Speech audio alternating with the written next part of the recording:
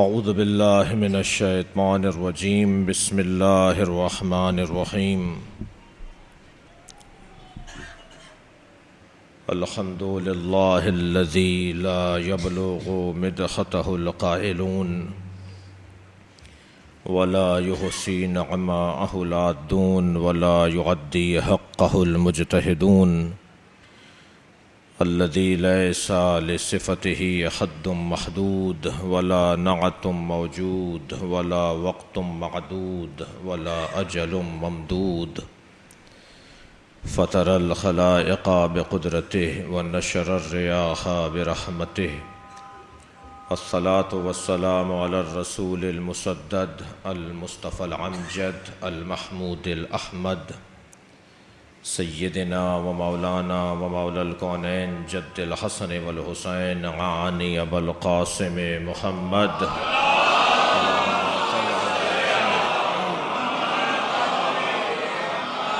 وآلہ الطیبین الطاہرین المعصومین الذین قال اللہ انما یرید اللہ لیذہب عنکم الرجس اہل البیت ویطہرکم تطہیرا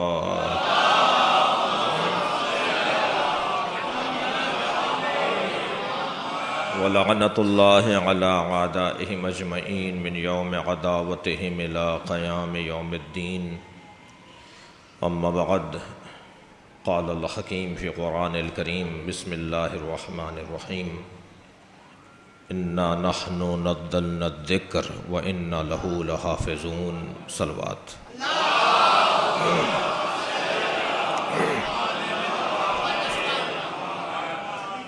جناب صغیر زیدی صاحب سے گزارش کروں گا اگر اس طرف تشریف لے آئیں۔ خیرپور کے ہماری ایک بزرگ شخصیت ہیں، ان کی بڑی خدمات ہیں خیرپور میں، سیاسی مذہبی اعتبار سے ان کی خدمات قابل ذکر ہیں۔ ایک صلوات اور ہدیہ کریں گے نبی والے۔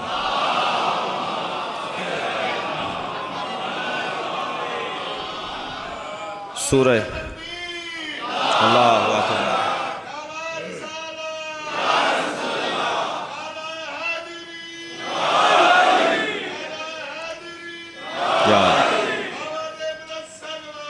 اللہم صل علی محمد۔ سورہ مبارکہ حج کی 9ویں آیت۔ جناب ناظم مجلس نے موضوع گفتگو آپ کے سامنے بیان کیا، عقیدہ مہدویت کا تحفظ۔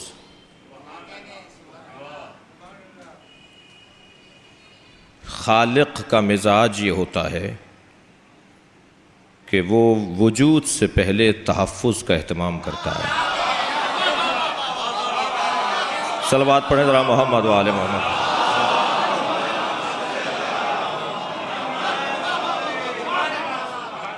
مزاج خالقیت یہ ہے کہ وہ خلق سے پہلے بقا کا اہتمام کرتا ہے، اس لیے کہ ہم سب کا اور خاص طور پر بالاتفاق اہل بیت کا خالق اللہ ہے۔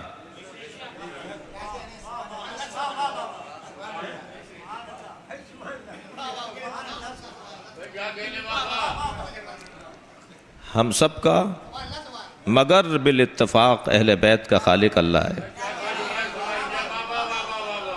اور خالق کا مزاج یہ ہے کہ وہ وجود سے پہلے بقا اور تحفظ کا اہتمام کرے گا۔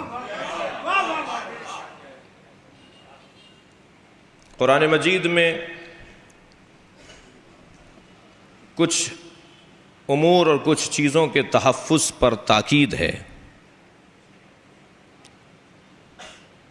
میں آج قرآن کی وہ آیات دیکھ رہا تھا کہ جس میں تحفظ کے حوالے سے اور حفاظت کے حوالے سے اللہ نے ہدایت عطا فرمائی ہے۔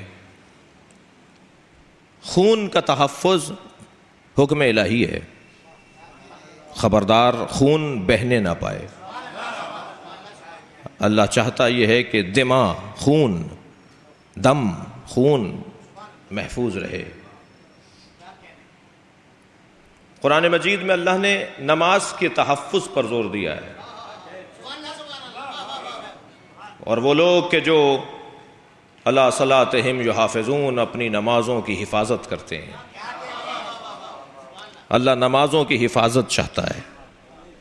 اسی طرح پروردگار عالم جو حفاظت چاہتا ہے وہ ہے فروج کی حفاظت۔ فروج، شرمگاہوں کی، معاف کیجیے گا، قرآن مجید میں لفروجہم حافظون، یہ اپنے فروج کی حفاظت کرتے ہیں۔ اللہ نے حفاظت جن جن کی ہونا چاہیے اور جن کی حفاظت اللہ کے نزدیک مطلوب ہے، ان میں جن کا ذکر کیا ہے، حضرت یعقوب کو یوسف کی حفاظت کا بڑا خیال تھا، لہذا فرمایا اپنے بچوں سے کہ میں تمہارے ساتھ اسے نہیں جانے دوں گا، تم اس کی حفاظت نہیں کر پاؤ گے۔ اور جب وہ معرکہ اور وہ مرحلہ گزرا اور لوٹے اور حضرت یوسف نہیں آئے تو انہوں نے یہی کہا کہ میں نے تم سے کہا تھا کہ تم اس کی حفاظت نہیں کر پاؤ گے، یعنی نبی کی حفاظت۔ صلوات پڑھیں ذرا محمد و آل محمد۔ جی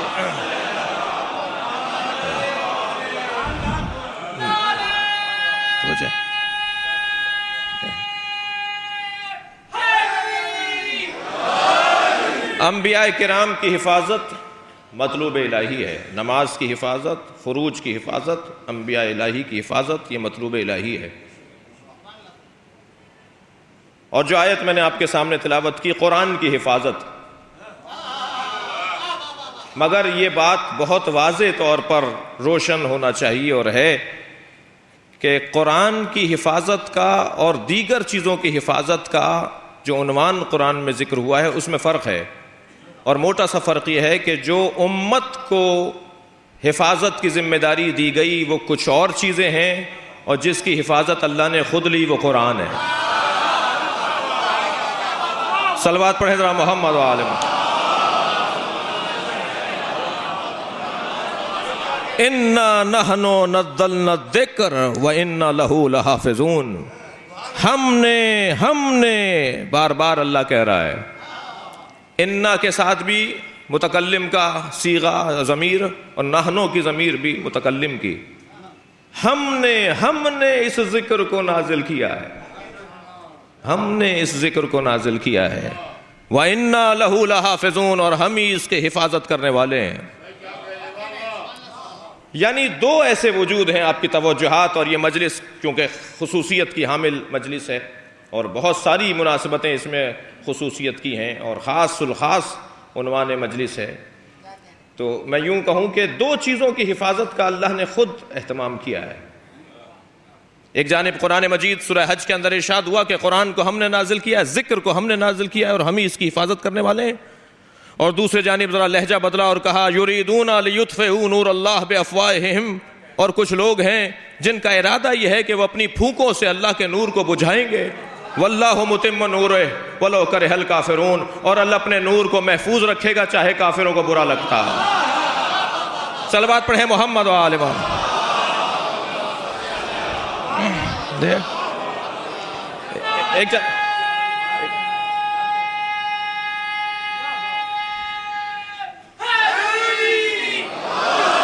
قرآن کی حفاظت کے لیے بھی اس نے کہا کہ میں نے نازل کیا ہے، میں ہی حفاظت کروں گا۔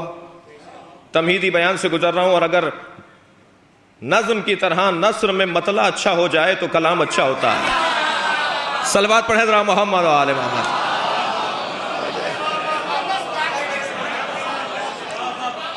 اور فرما رہے ہیں آپ، یہاں ایک مرتبہ لہجہ بدلا، وہاں کہا کہ ہم نے اسے نازل کیا ہے اس ذکر کو اور ہم ہی اس کی حفاظت کرنے والے ہیں، لہجہ بدلا، وَيُرِيدُونَ، کچھ لوگوں کا ارادہ ہے کہ وہ اپنی پھونکوں سے اللہ کے نور کو بجھائیں۔ میرے معصوم نے اپنے سینے پہ ہاتھ رکھ کے فرمایا نحنو نور اللہ، ہم ہی اللہ کے نور ہیں جو کسی کی پھونک سے بجھنے والے نہیں ہیں۔ اللہ اہل بیت کی حفاظت کرنے والا ہے۔ تحفظ عقیدہ مہدویت، یہ ذمہ داری اللہ کی ہے،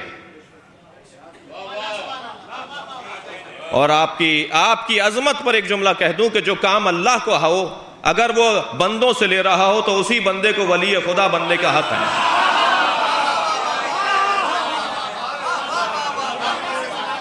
کام تو اللہ کا ہے،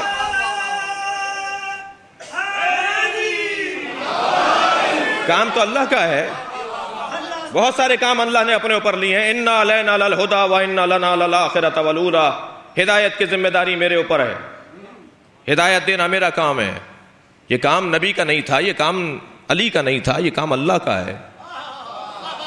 جی, کسی کو رزق دینا, کسی کو روٹی دینا, کسی کو زندگی دینا, یہ اللہ کا کام ہے. کسی کو پناہ دینا, یہ اللہ کا کام ہے.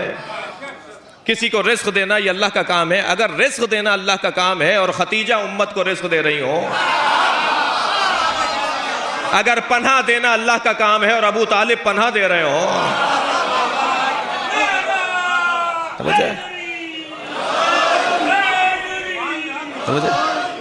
حفاظت اللہ کا کام ہے.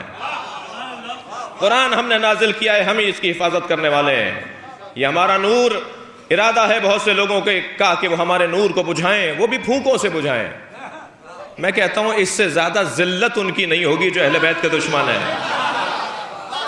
یعنی ان کی ساری توانائیوں کو اللہ نے پھونک بول دیا.